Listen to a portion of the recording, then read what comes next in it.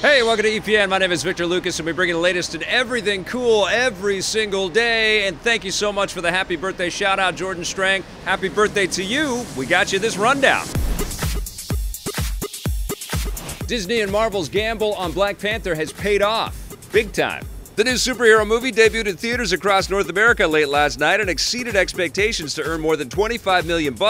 This makes it one of the biggest Thursday night openings for a Marvel movie ever, just behind Avengers Age of Ultron at $27 million and roughly tied with Captain America's Civil War. Looking ahead, Black Panther is tracking to earn as much as $200 million this weekend, and if it does, it will be the second biggest opening ever for a Marvel film, behind only the first Avengers film in 2012. Black Panther is also breaking records internationally. It had the biggest opening so far this year in the UK and Ireland, where it was released earlier this week. Show off. All these numbers are especially good news given that Black Panther was considered a risk when it was first announced. Movies with mostly black actors are typically seen as less marketable than movies with white actors, especially in the US and Europe, so it looks like Black Panther is proving that idea wrong. The success of Black Panther all but guarantees that a sequel will be made. At the time we're filming this, a follow-up hasn't been officially announced, but Marvel Studios president Kevin Feige says that they're thinking about it, adding that there are many stories from the Black Panther comics left to tell. Black Panther and several other characters from the film will next be seen in Avengers Infinity War,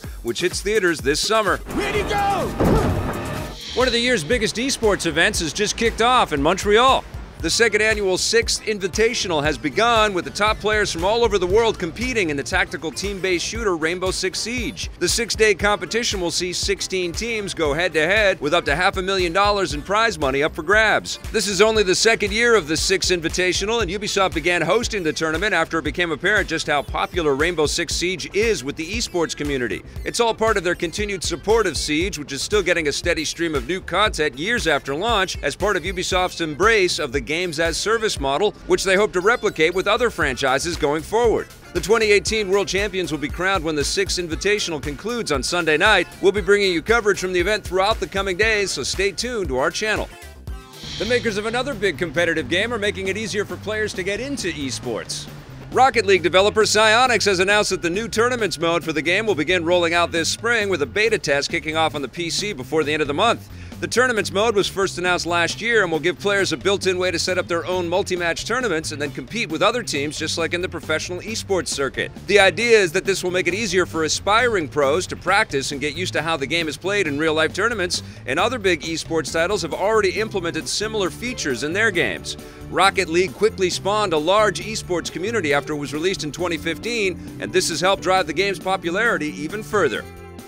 How's this for a paradox? Even a bad movie can be a success if it's released on Netflix. The first solid numbers have come in about how many people watched the Netflix-exclusive film The Cloverfield Paradox. After its surprise announcement and release on Super Bowl Sunday, the film earned 2.8 million views in the US in its first 3 days, growing to 5 million over the first 7 days. That basically means that the film and its risky marketing strategy paid off for Netflix. The Cloverfield Paradox was originally supposed to be released in theaters, but Paramount Pictures pulled it when they realized it just wasn't very good. But that didn't stop Netflix from swooping in to buy the distribution rights. This just goes to show that people are willing to watch a crummy movie if they can do it easily in their homes rather than make the trek to a movie theater. Expect to see more movies like this be released straight to streaming in the future.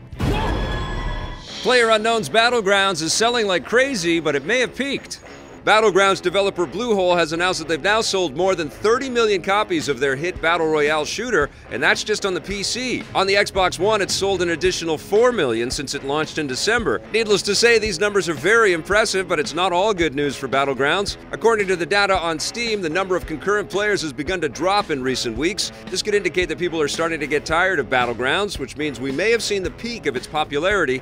The dip might also be a result of Bluehole banning massive numbers of players due to cheating, although they haven't said exactly how many they've banned. Bluehole does have a way to bring up the number of players, though. A PS4 version is rumored to be coming later this year, which would open the game up to millions and millions of new buyers. We'll let you know what happens. That wraps us up for the rundown. Thank you so much for watching. We'll be back again on Monday with a brand new episode for you. But in the meantime, we've got tons of other content for you to check out, including a classic episode of EP that we're going to launch this weekend. So please do that. And if you dig it, don't forget to hit subscribe, that little bell, and if you're so inclined, that sponsorship button too.